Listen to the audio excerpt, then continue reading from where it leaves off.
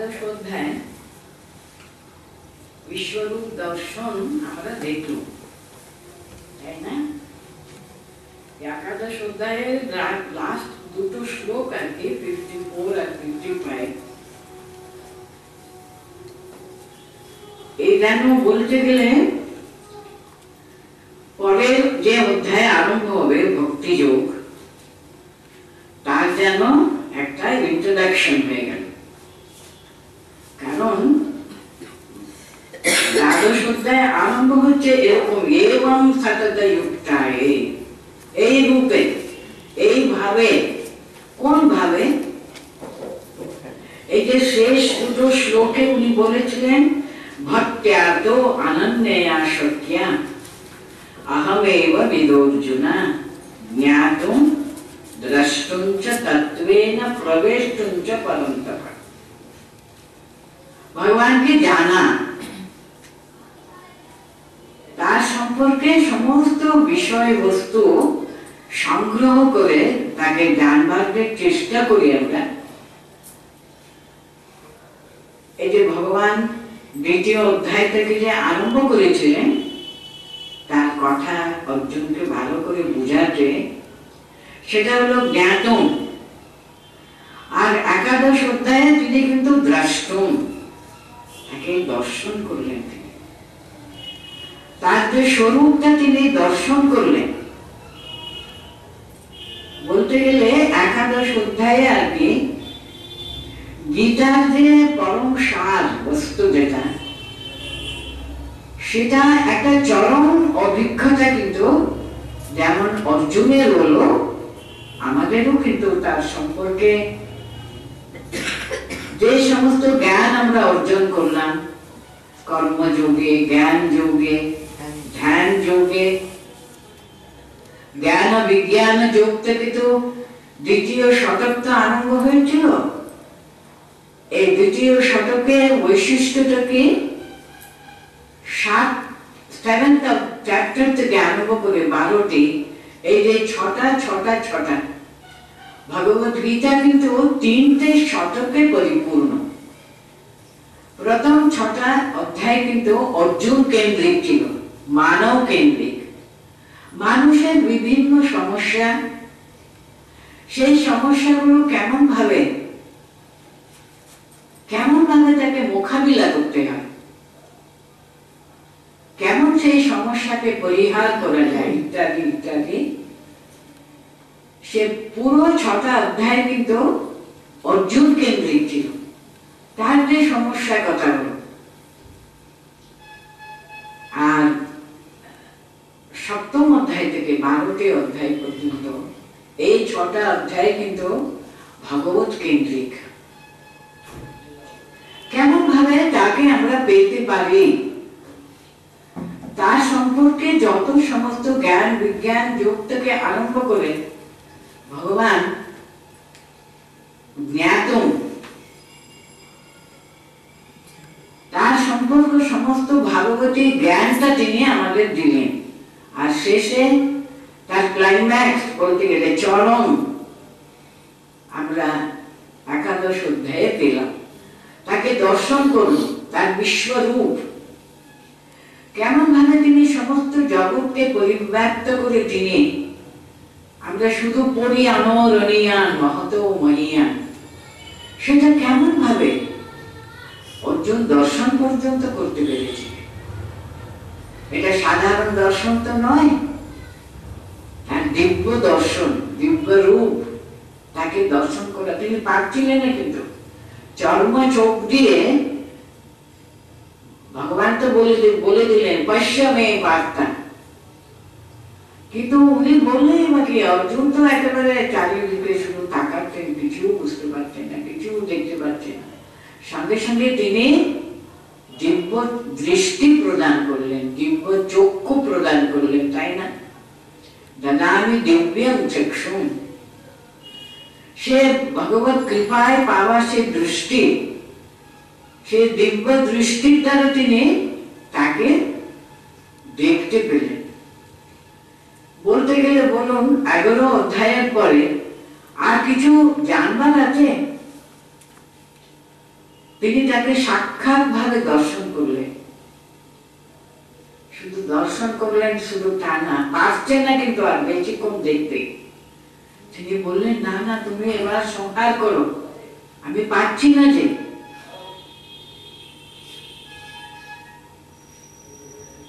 আমি তোমার ওই সৌম্য রূপটা কিন্তু আবার দেখতে চাই, যে রূপে আমি সর্বদা তোমার সঙ্গে আলাপ করি, তোমার সঙ্গে আমি সবসময় ব্যবহার করি, তোমার সঙ্গে সে রূপ। আমি একটা উচ্চ গ্রাম সেটা। দেখুন, ভগবত গীতা হলো একটা গান। গান যখন সে স্বর অনেক উচ্চ ভাবে যখন গ্রামে যায় তখন খুবই তার মাধুর্য থাকে। ঠিকই তখন যখন উচ্চ গ্রামে যখন আলাপ করে তখন তো অত্যন্ত তার শ্রেষ্ঠ মাধুর্য সেখানে আমরা দেখতে পাবো। ঠিকই, কিন্তু উচ্চ গ্রামে ছেড়ে দিলে কিন্তু গানটা কি সুন্দর লাগবে না। শুধু আরোহণ তো হলো, তাকে নিজের আবার নামাতে হবে, নিজের ঘরে নিয়ে আসতে হবে, তাহলে গানের যে সৌন্দর্য পরিপূর্ণ হতে পারে না। তার জন্য অর্জুনকে তিনি ঘরে ফিরে নিয়ে আসতেই হবে। তার জন্য এর পরের যে 6টা অধ্যায়ে আমরা দেখব, কারণ শেষে যে উনি অর্জুন বলতে পেরেছিলেন, কি বলতে পেরেছিলেন? 18 অধ্যায়ের শেষে কি বললেন? করিষ্যে বচনম তবা, তুই যা যা বললে আমি আপ্রাণ চেষ্টা করবো, আমি করব। আমি করবার যে উনি সাহস পেলেন, আমি এগোতে পারি, তোমাদেরকে একবার চেষ্টা আমি 100 বার করব, প্রাণ দিয়ে করব। করিষ্যে বচনম তবা, এই যে তিনি এই যে কথা বলতে পারলেন, তখন অর্জুন তার নিজের ঘরে ফিরে এসছে।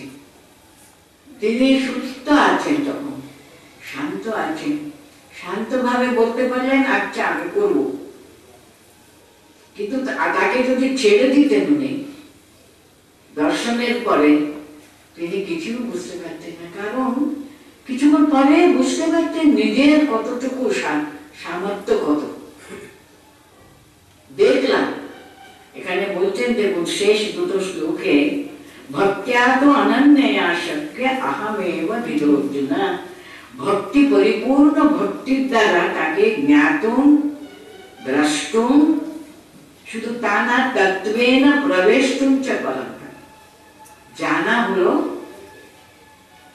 দর্শন হলো, কিন্তু তত্ত্বেন প্রবেষ্টুম চ,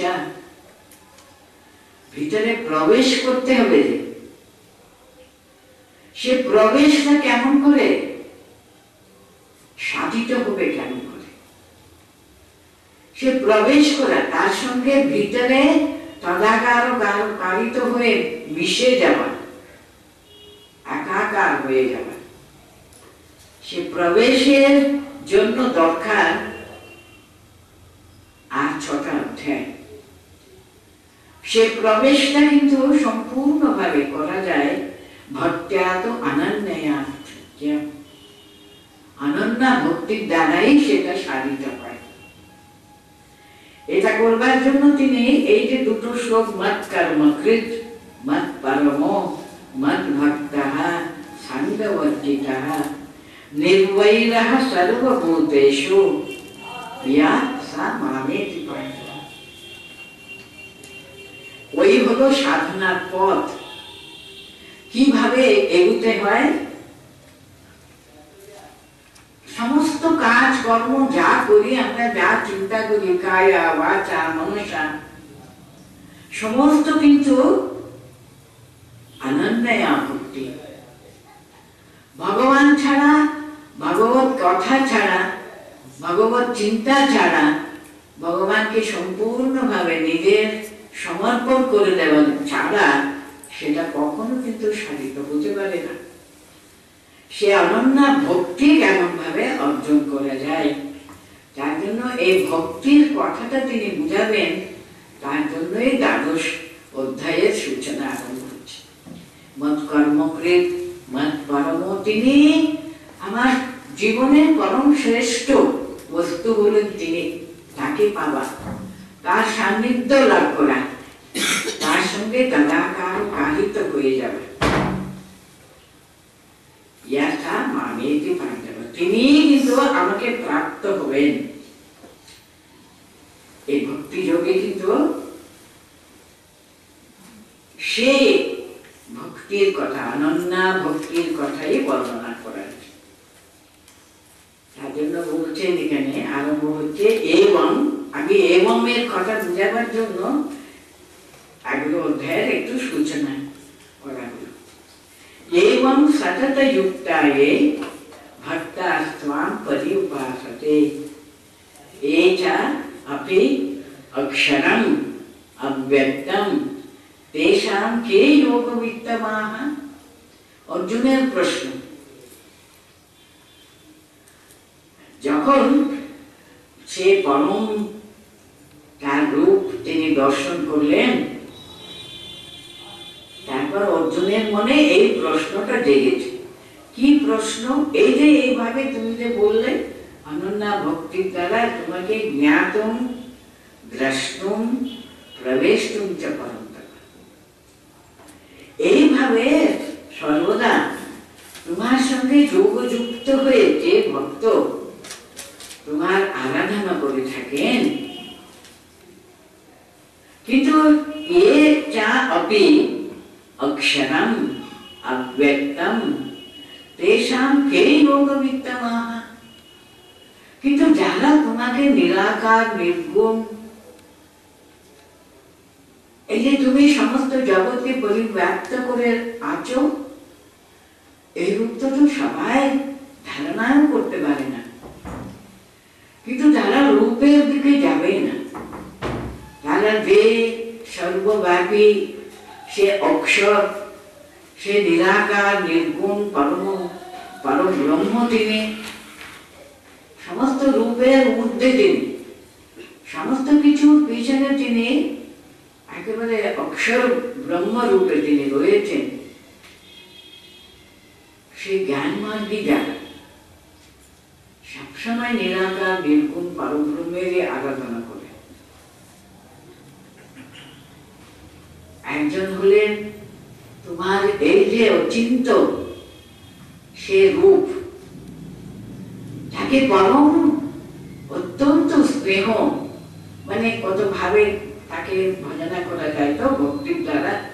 বাৎসল্য ভাব আছে, সূক্ষ্ম ভাব আছে, শান্ত ভাব আছে, মধুর ভাব আছে, কত ভাবে তার সঙ্গে একটা সম্পর্ক স্থাপন করে নিয়ে তার সঙ্গে ভালোবেসে ভক্তির দ্বারা। এখন ভক্ত জ্ঞানী, একজন হলেন জ্ঞান মার্গের পথিক, আরেকজন হলেন ভক্ত মার্গের পথিক। এর ভিতরে কে যোগবিত্তমাঃ, বলো কে শ্রেষ্ঠ? এখন এই প্রশ্নের উত্তর দেওয়াটা কিন্তু এত সোজা ব্যাপার বলুন তো? মাকে যদি জিজ্ঞেস করা যায়, যে ছেলে একটু বড় হয়েছে, হাঁটতে চলতে শিখেছে, ও তো জগৎময় ঘুরে বেড়াচ্ছে, আর একটি কোলের বাচ্চা, তা তো কোল ছাড়া ও থাকতেই পারে, তাকে সর্বদা ধরে রাখতে হয়। এখন দুজনের ভিতরে তুমি কাকে বেশি ভালোবাসো, কে শ্রেষ্ঠ বলো দেখি? সে কি মা কি উত্তর দেবে বলুন তো? ওর কাছে দুটো তো সমান, তাই না? সেরকম ভগবানকে সে জিজ্ঞাসা করতে সতত যুক্তায়ে ভক্তস্ত্বাম পরিউপাসতে। এই যে তিনি শেষে বলেছিলেন, লাস্টে অনন্যা ভক্তির দ্বারা তুমি আমাকে দেখতে, শুনতে, জানতে, প্রবেশ করতে, সেটা কেমন ভাবে করতে হবে তাও বলেছে। সর্বভূতেষু নির্বাহীরাহ ইত্যাদি ইত্যাদি পদ্ধতি বলেছে। আর আগে জ্ঞান যোগে তিনি নিরাকার নির্গুণ পরব্রহ্মের কথা বলেছেন। তার জন্য তার অর্জুন যখন নিজের দিকে তাকালেন, নিজে তো তার রূপ দেখেছেন,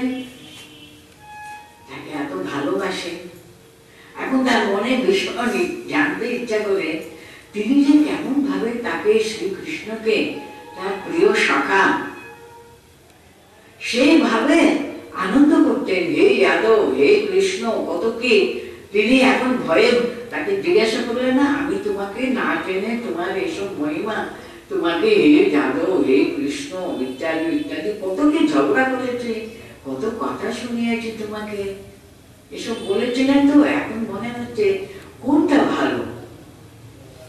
আমি যে শ্রীকৃষ্ণকে প্রিয় সখা মনে করেছিলাম, বাবা এখন দেখছি তিনি বিশ্ব ব্রহ্মাণ্ডের তিনি মালিক।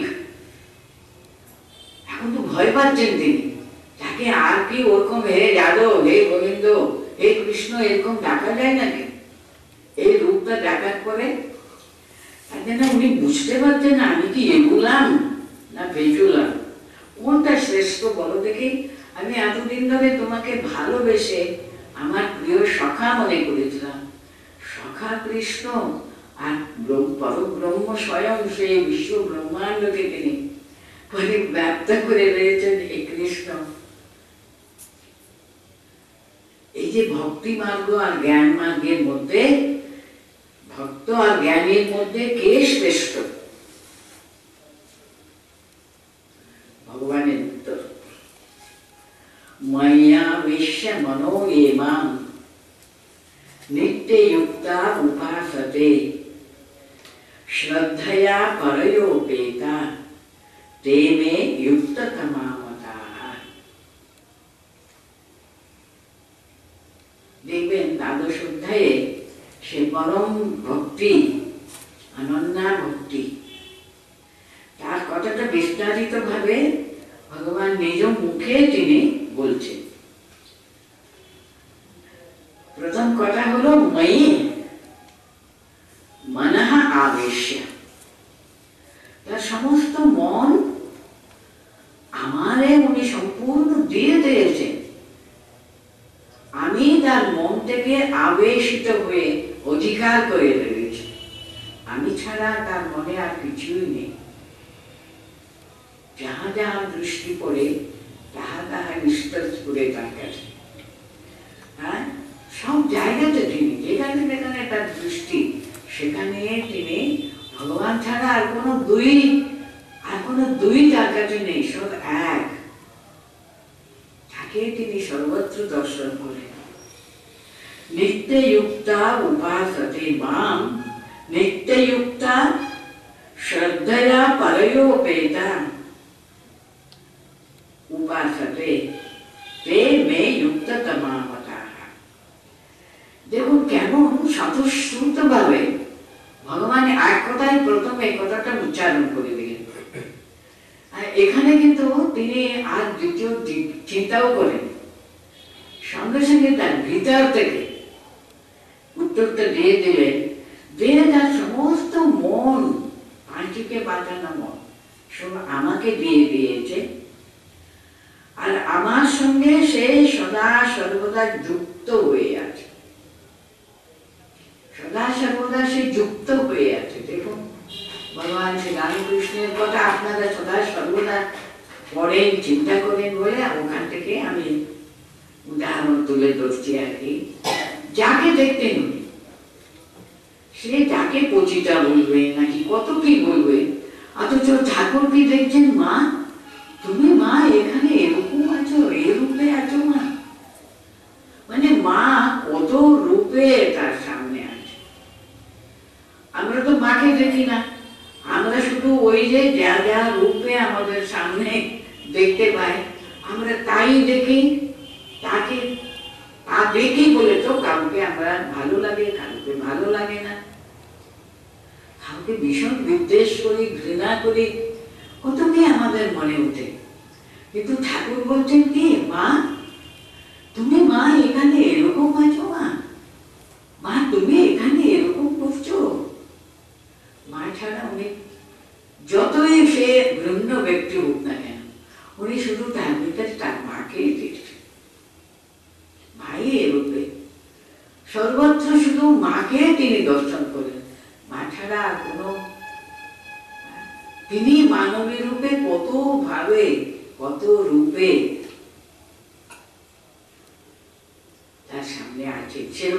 দেখতেন বলে ময়ি আবেশ মনঃ, ময়ি মনঃ আবেশ, তার মন আমি ছাড়া আর কিচ্ছু দেখতে পাই না, আমার দ্বারা সে ভরপুর হয়ে আছে।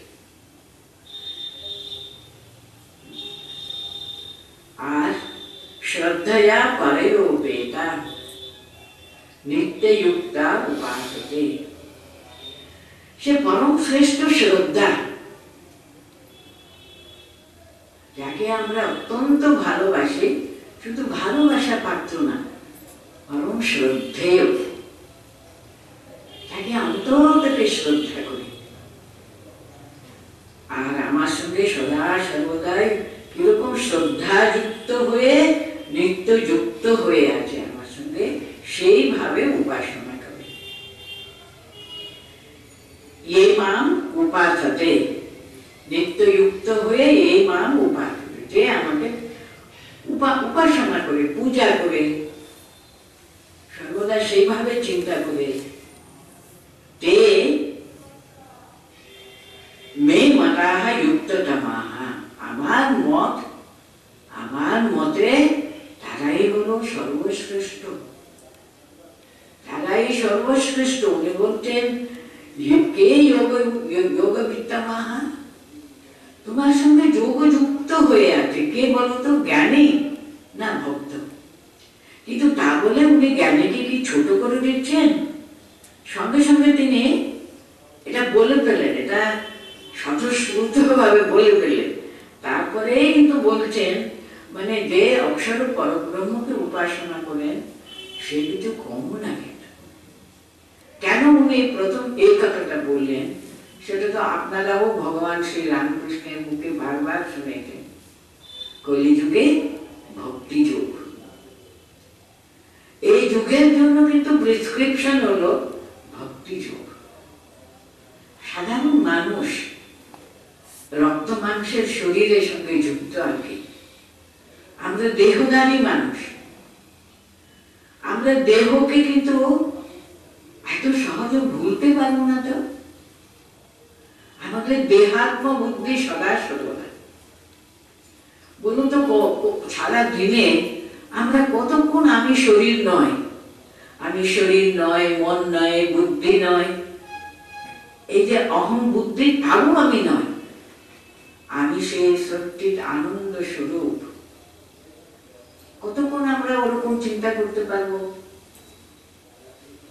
আমরা দেহধারী মানুষ, তো সদা সর্বদা আমরা কিন্তু দেহের সঙ্গে যুক্ত হয়ে আছি।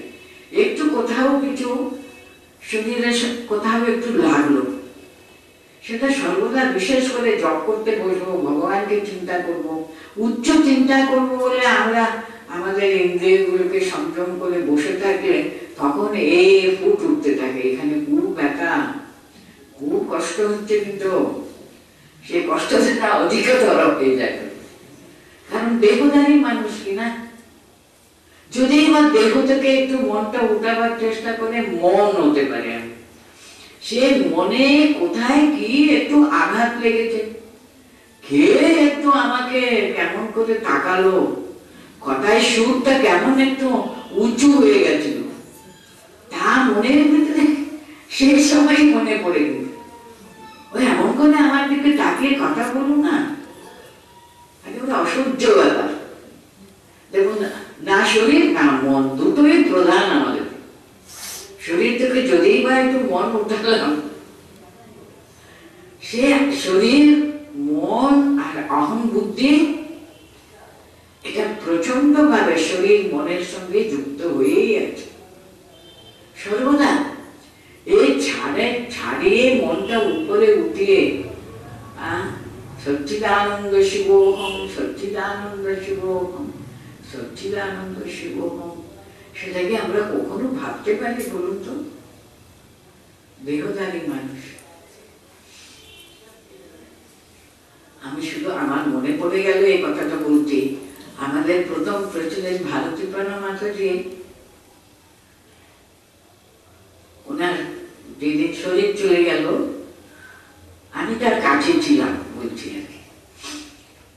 আমি তার আগের দিন রাজুর মঠে এসেছিলাম, সকালবেলা আমরা, ওনার তো খুবই শরীর খারাপ, পেটে খুব জল জমে গেছিল, অত কষ্ট ওনার শরীরে। আমরা ওনার ঘরে বসে ঠাকুরের নাম করতাম, হরি ওম রামকৃষ্ণ, এইসব নামগুলো সকালবেলা শোনাতাম। সেই মানুষ হঠাৎ বলে উঠলেন সচ্চিদানন্দ শিবোহম, সচ্চিদানন্দ শিব। আমাদের এত বড় মানুষের হরি ওম রামকৃষ্ণ কোথায়, একেবারে আমরা তো সঙ্গে সঙ্গে বন্ধ করে দিলাম হরি ওম রামকৃষ্ণ।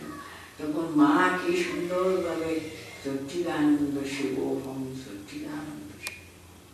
বাবা দেখুন, উনি সত্যি সত্যি সে কোথায় মনটা, সে তখন শরীরে যা যন্ত্রণা তন্ত্রণা কোথায়, একেবারে শেষ মুহূর্ত পর্যন্ত আমি ওনার পাশে দাঁড়িয়েছিলাম। আমি দেখছি মুখে ওই যে মুখটা সচ্চিদানন্দ শিবোহম, সচ্চিদানন্দ শিবোহম, পূর্ণ জ্ঞান ছিল। কিন্তু আমাদের সেক্রেটারি মাতাজিকে উনি খুবই ভালোবাসতেন, ঋতপ্রাণাদি বলে। আমি ওনাকে নিয়ে আসবার জন্য সঙ্গে সঙ্গে বিদ্যাভবনে ফিরে গিয়ে ওনাকে নিয়ে চলে এসেছিলাম। এসব যখন হয়ে গেল, আমি তখনও দেখছি যখন আমাদের সেক্রেটারি মাতাজি বলতেন, মা ওই যে ঋতপ্রাণাদির ডাক নাম ছিল জয়াদি বলে, মা জয়া কিন্তু এসেছে। জয়াদি অসুস্থ হয়ে শুয়েছিলেন, হাঁটুটা ভেঙে গেছিল, উনি বেডরিডেন ছিল, ওনাকে কোনো মাথায় করে নিয়ে এসেছে। যাই হোক, ওনাকে ডাকা শোনা মাত্র উনি তাকিয়ে ওকে দেখলেন, খুব খুশি, খুব তৃপ্তি। তারপরে ওনার কিন্তু মুখে সচ্চিদানন্দ শিবোহম চলেছে, শেষ মুহূর্ত পর্যন্ত ওই যে সচ্চিদানন্দ শিবোহম, সচ্চিদানন্দ শিবোহম। সে বলতে বলতে বলতে বলতে আমি শুধু, even today I can remember, say slow হলো, আস্তে আস্তে আস্তে আস্তে আস্তে আস্তে খুব আস্তে হয়ে হয়ে হয়ে বন্ধ হয়ে গেল। ওই যে বন্ধ হলো না, কি অনুভূতি সকলের। কিন্তু আমরা সাধারণ মানুষ, উনি যে সেই সচ্চিদানন্দ শিবে, তার সঙ্গে তিনি মর্জ হয়ে গেলেন, ডুবে গেলেন, তার সঙ্গে তদাকার কারিত হয়ে গেলেন। আমি আপনাকে বলছি, প্রত্যেকটি আমরা যারা ওখানে উপস্থিত ছিলাম, বাইরে বারান্দায় যারা ছিলেন, সামনে আমাদের ওই পুরনো মন্দিরের সিঁড়ির উপরে বহু ভক্ত বসেছিলেন, সবাই কিন্তু ওরা হরি ওম রামকৃষ্ণ বলছিলেন। ওরা তো জানে না ভিতরে সচ্চিদানন্দ শিবোহম আমরা বলছি। যাই হোক, সমস্ত নিঃশব্দ হয়ে গেল। উনি বন্ধ করলেন, সব নিঃশব্দ হয়ে গেল। এমন নিঃশব্দ না, সবাই আমরা অনুভব করেছি একটা বিরাট কিছুর সঙ্গে আমরাও যেন ডুবে গেলাম। উনি যে তার সঙ্গে পরব্রহ্মের সঙ্গে যখন একটা ছোট্ট জলবিন্দু যখন সিন্ধুর সঙ্গে মিশে যায়, কি হয়ে যায়, সে বিন্দু কিন্তু সিন্ধু হয়ে গেল, তাই না? সে মহাসমুদ্রের সঙ্গে সেও কিন্তু এক হয়ে গেল। সে যে এক হওয়াটা কি অনুভূতি, আপনি একবার চিন্তা করুন। সেটা প্রত্যেকটি মানুষ অনুভব করেছে। সেদিন একজন ফরেনার কিন্তু ওই দূরে ওই পুরনো মন্দিরের সিঁড়ির উপরে বসেছিলেন। উনি তার মেমোরিতে লিখেছিলেন, Bharati Prana Mataji not only taught us how to live, but she also taught us how to die. উনি আমাদের শেখালেন কেমন মৃত্যু, কেমন মৃত্যু মানে ভগবানের সঙ্গে তদাকার কারিত হয়ে গেল। আমরা জানি না ভগবানকে, আমরা তার চিন্তা করতে করতে করতে করতে যদি আমরা প্রাণ শেষ নিঃশ্বাস যদি আমরা ফেলতে পারি, তার সঙ্গে তদাকার কারিত হয়ে যাবে, এক হয়ে যাবে, একীভূত হয়ে যাবে। সে অনুভূতি কিন্তু এমন অনুভূতি না, কতক্ষণ যে সবাই স্তব্ধ, কি একটা পরম শান্তি, পরম তৃপ্তি, এমন একটা অনুভূতি। দেখুন, এই যে সচ্চিদানন্দ শিবোহম, সচ্চিদানন্দ শিবোহম, আমি সেই সচ্চিদানন্দ শিব। আমি শরীর নয়, মন নয়, বুদ্ধি নয়, অহংকার নয়, আমি সেই সচ্চিৎ আনন্দ স্বরূপ, সেই পরব্রহ্ম স্বয়ং। এই হলো ঠিক ঠিক নিরাকার নির্গুণ পরব্রহ্মের চিন্তা।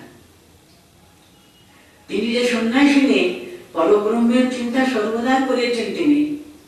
তিনি মায়ের মেয়ে ছিলেন, সাক্ষাৎ মার কাছে তিনি দীক্ষা পেয়েছিলেন, মার বহু সেবা করেছেন। ঠাকুর মা স্বামীজির কার প্রতিনিধি বলুন তো? তারা সেই পরব্রহ্মেরই প্রতিনিধি। তারা শরীর ধারী হয়ে আমাদের কৃপা করবার জন্য নেমে এসেছিলেন। জীবনটা কেমন ভাবে আমরা কাটাতে পারি, মানুষ জীবনের যে অর্থটা কি, কিভাবে যে আমরা আমাদের শেষ নিঃশ্বাস ফেলতে হয়, আমরা সত্যি সত্যি সে ভাগবতী সত্যার সঙ্গে এক হয়ে যাওয়া, তথাকার কারিত হওয়া, এটা কিন্তু পরম সত্য, এটা কিন্তু শুধু কল্পনা নয়। সেই কি একটা বিরাট অনুভূতি সেদিন সমস্ত মানুষের মধ্যে সেদিন দিয়ে গেলেন। এইগুলো সত্যি সত্যি নিরাকার নির্গুণ চিন্তা। এখানে বলছেন না, এই তো অক্ষরাম, অনেক আমরা থার্ড আরম্ভ করেছিলাম না, এই তো অক্ষরম অনির্দেশম, দ্বিতীয় হয়ে গেছে তো, এই তো অক্ষরম অনির্দেশম অব্যক্তম পরিউপাসতে সর্বত্র গম চিন্ত্যং চ কূটস্থম অচলম ধ্রুবম।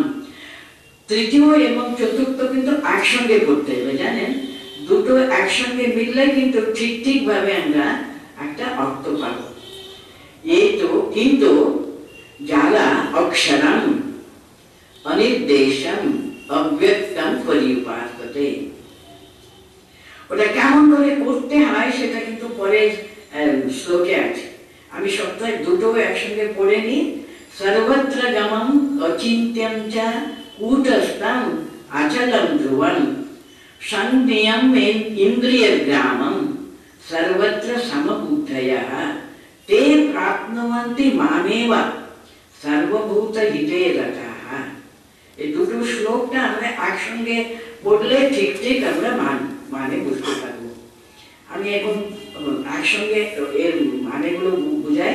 এই তো কিন্তু যারা অক্ষরম অনির্দেশম অব্যক্তম পরিউপাসতে, কেমন ভাবে ওরা এরকম অক্ষর পরব্রহ্মকে চিন্তা করে, অনির্দেশ্য এইখানে মাত্র আছেন, আর কোথাও নেই সেরকম না, উনি সর্বত্র তিনি বিরাজমান। অব্যক্তম, ব্যক্ত হয়ে কোনো একটা প্রাণী, একটা মানুষ, একটা বিগ্রহ, একটা কোনো একটিতে নেই, সর্বত্র তিনি বিরাজ করেন।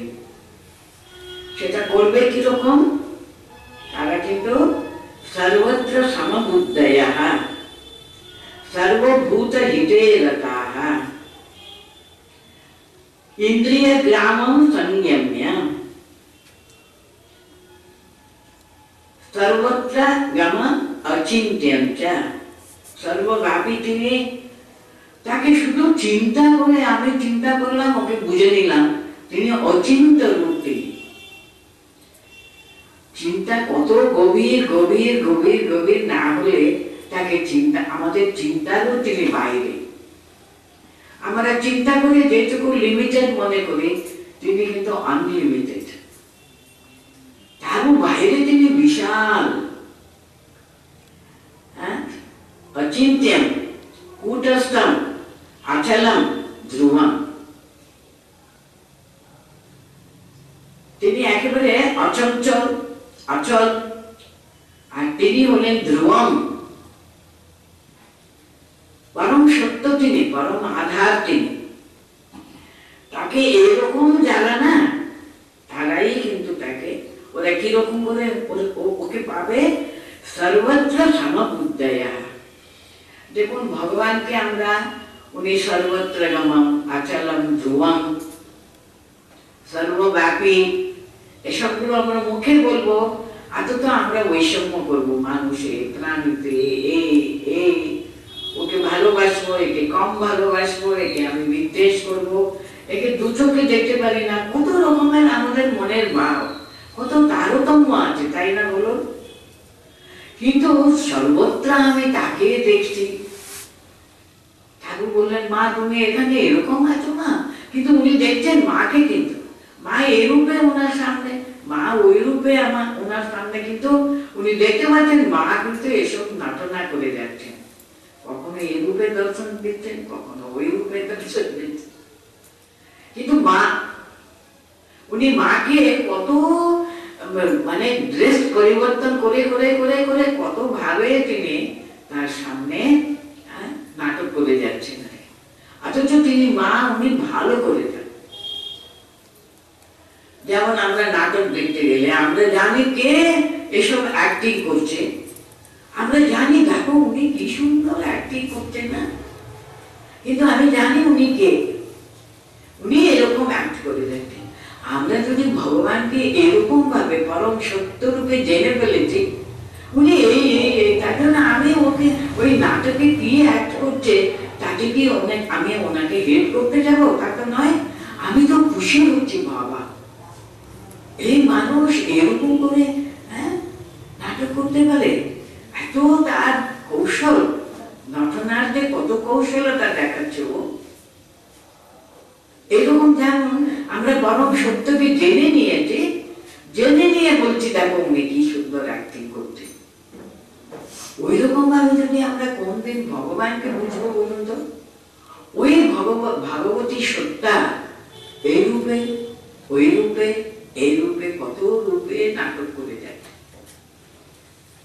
সেইভাবে দৃঢ়ভাবে কিন্তু ওই যে বলছেন একাগ্র মানে এক চিত্তে আমাকে ধরতে হবে।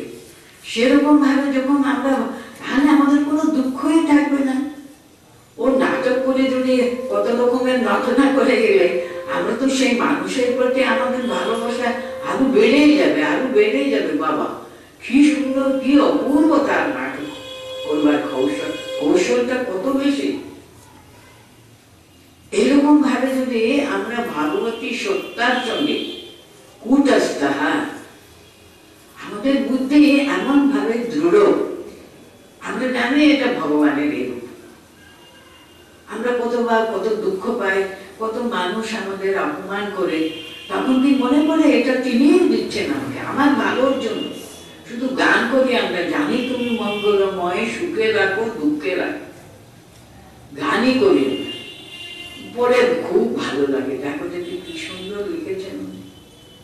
কিন্তু সেটা অনুভব করা, সব every moment of our life ওনার প্রেজেন্সটা সবসময় অনুভব করা। তিনি এই রূপে, তিনি এই রূপে, তিনি এই রূপে, তিনি এই রূপে। উনি একজন অত্যন্ত পতিতা মহিলাকে দেখে বলতেন, মা তুমি এই রূপে দাঁড়িয়ে আছো, মা তোমাকে প্রণাম করছি, এই রূপেও প্রণাম করছি। কেন? আমি দেখতে পাচ্ছি মা এরকম কত কি নাটক করে যাচ্ছে, কত কৌশল, কত সত্যকার হয়ে গেছে মনে হচ্ছে। তার মানে কত তার কৌশল আছে। আমরা অ্যাপ্রিসিয়েট করি, তখনই মনে মনে তাকে প্রণতি নিবেদন করি, তাই না? সেরকম ভাবে যদি সর্বত্র এই ভগবত বুদ্ধি, ভগবত জ্ঞানে তার সেবা করা, তাকে সবসময় সেরকম ভাবে স্মরণ মনন করা, ঠাকুর তো পারি না, সেবা তো দূরের কথা, তিনি এরকম রূপে আমার কাছে এসেছেন। এই কথাটা বলছেন এখানে যে অক্ষরম অনির্দেশম অব্যক্তম ধ্রুবম কূটস্থম অচলম অচিন্ত্যম সর্বত্র গমম, এই সমস্ত হলো এই নিরাকার নির্গুণ পরব্রহ্মের বিভিন্ন গুণাবলী। সেটা আমরা ধারণা করবার ক্ষমতা হতো আমাদের কজনে লাগে বলুন তো? সেরকম ভাবে তাকে আগে জেনে নিয়ে তখন তাকে এরকম ভাবে সর্বত্র সমবুদ্ধয় হতে হবে, সর্বভূত হিতে রাখা হতে, তখন সকলের প্রতি আমাদের সমবুদ্ধি থাকবে। কারণ তিনি তো, তিনি এরকম, তিনি এরূপে, তিনি এরূপে, তিনি মাই এরূপে।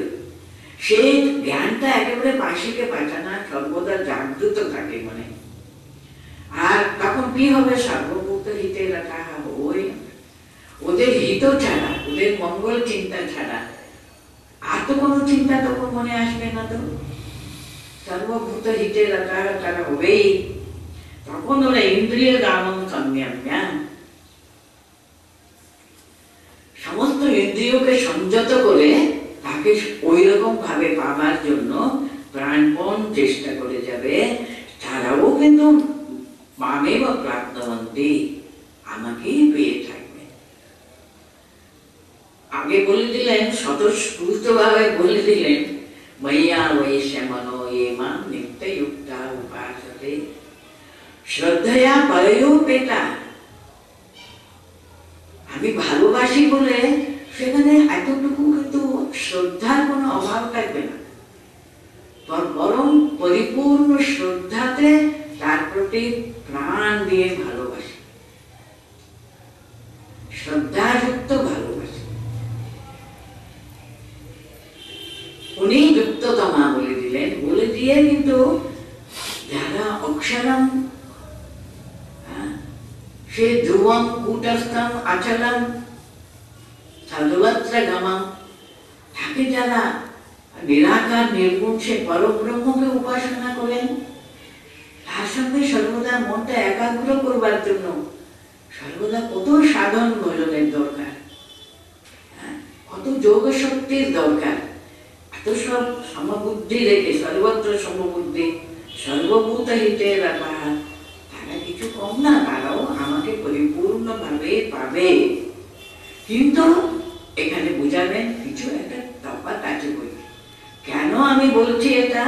ক্লেশ অধিকতরস্তেষাম অব্যক্তম অব্যক্তম আসক্ত চেতসাম, যাদের মন এরকম ভাবে কূটস্থম আচলম ধ্রুবম সে অব্যক্ত পরব্রহ্মের প্রতি আসক্তি তাদের মনে আছে, সর্বদা কিন্তু সে নিরাকার নির্গুণ পরব্রহ্মের প্রতি আসক্তি রাখাটা কি চারটিখানি কথা? তাদের কিন্তু অধিকতর ক্লেশ, তাদের কিন্তু অনেক অসুবিধা। এরকম ভাবে নিরাকার নির্গুণ পরব্রহ্মের প্রতি মনটা একাগ্র করে রেখে তার উপাসনা করা কিন্তু সাধারণ কথা না। ক্লেশ অধিকতরস্তেষাম। কেন ওদের এত কষ্ট? কেন? দেহবৎ বীর প্রাপ্যতে, ওরা তো দেহবৎবী, তারা দেহধারী মানুষ। দেহধারী মানুষ, ওদের মনটা কিন্তু দেহে কিন্তু আবদ্ধ।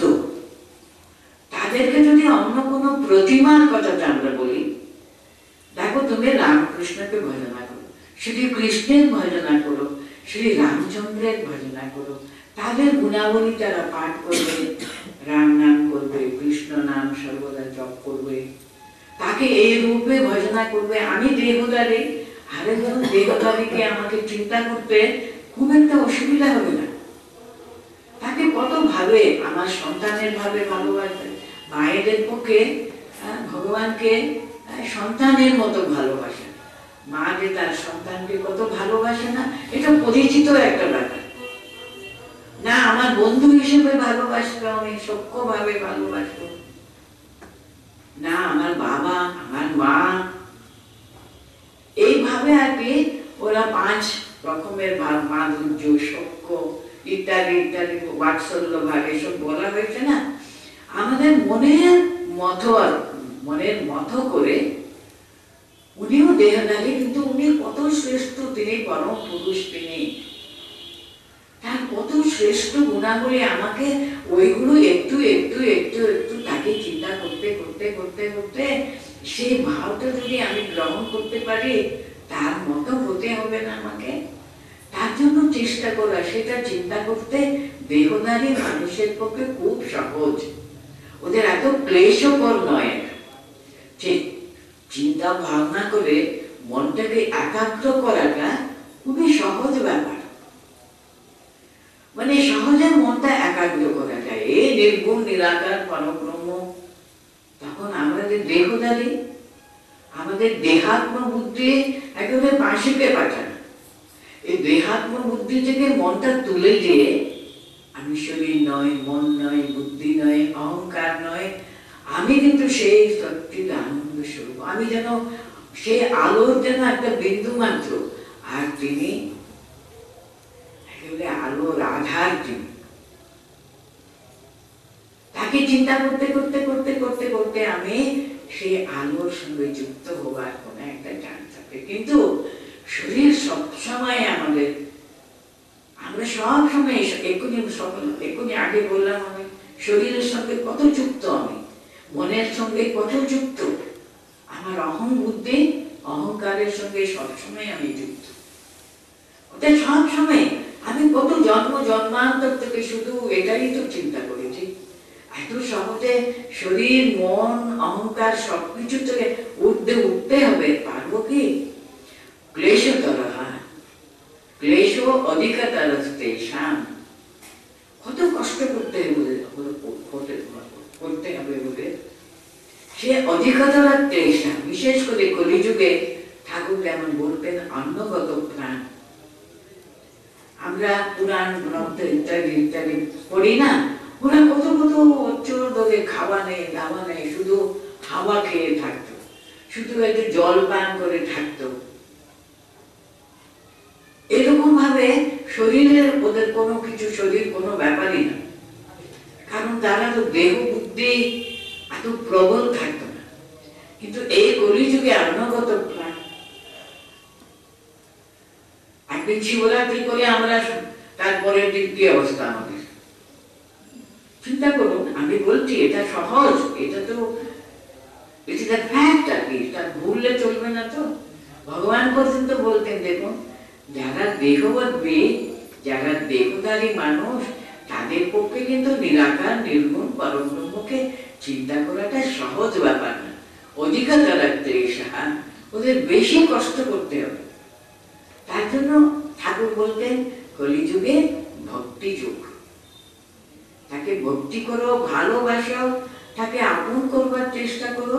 তোমার নিজের বাপ, তোমার নিজের মা, মা তো বড় ভালোবাসার জিনিস, তা না? ভগবানকে মা বলে ডাকলে সহজে আমরা পেতে পারি। মনটাকে একাগ্র করাটা সহজ ব্যাপার, এটাই বলছেন। তাহলে ওটা বড় এটা ছোট ব্যাপার না, আমাদের পক্ষে যেটা সেই।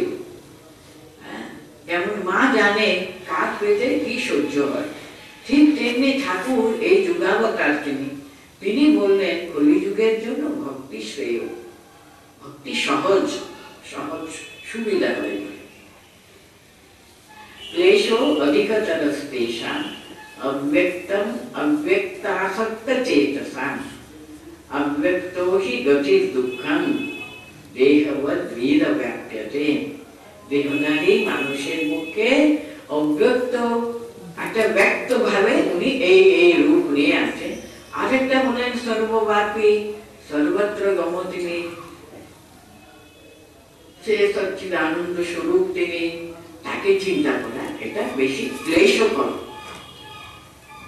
এতু সর্বাণি কর্মাণি ময়ি সন্ন্যস্তে মৎপরাঃ অনন্যেনৈব যোগম মাম ধ্যায়ন্ত উপাসতে।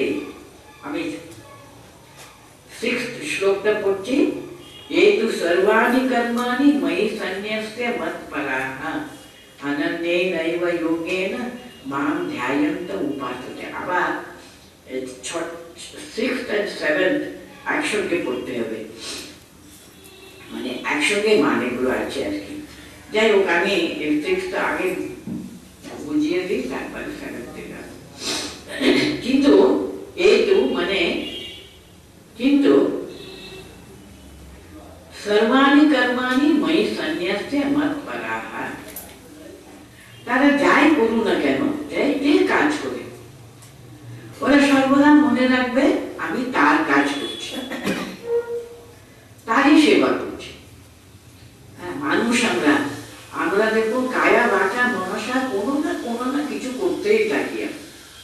আমরা যে সম্পূর্ণভাবে কিছু ওই ঘুমোবার সময়ও কখন যে আমরা সুষুপ্তিতে সমস্ত ভুলে গিয়ে সেই সম্পূর্ণ একেবারে সুষুপ্তি ঘুমোবো, সেটা কতটুকু?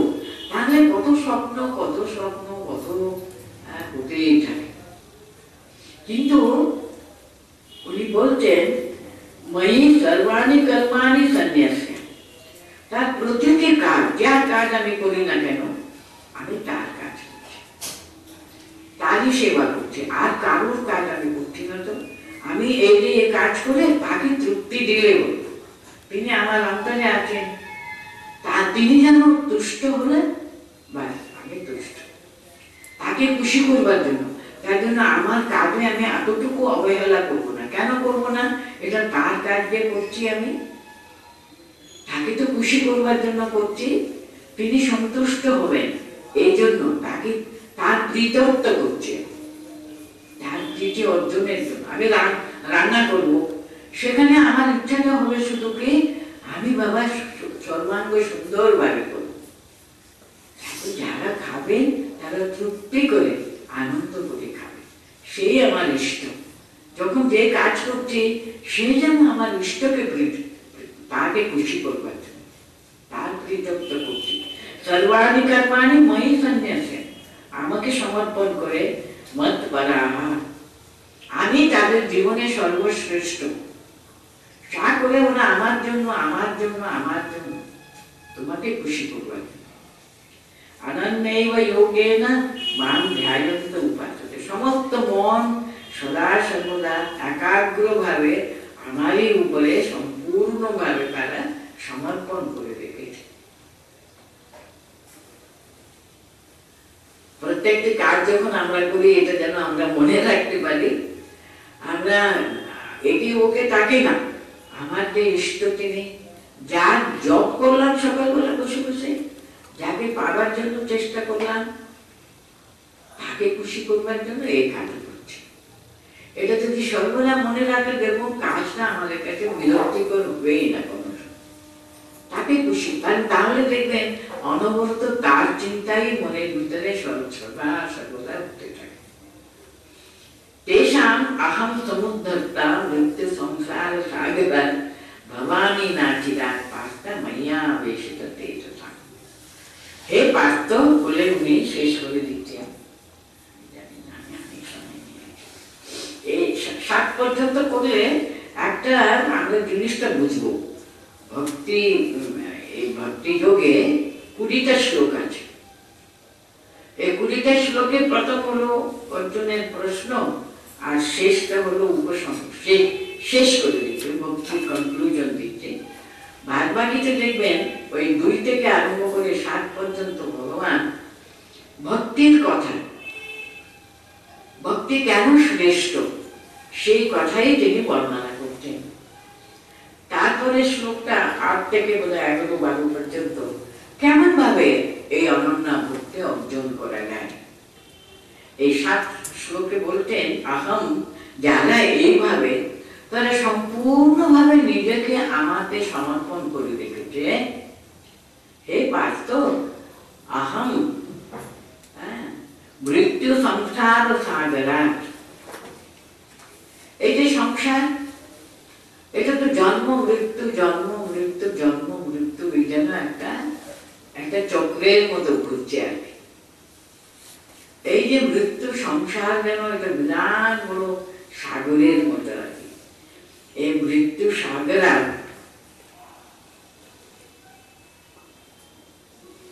না, প্রথম এসবগুলো বলছে ময়াবেশিত চেতসাম, ওরা আহম ওই ময়াবেশিত হে পার্থা ময়াবেশিত চেতসাম তেষাম अहम मृत्यु संसार सागरात समुद्धर्ता भवामि नाचिरात ओ नाचिरात मृत्यु संसार सागरात समुद्धर्ता भवामि।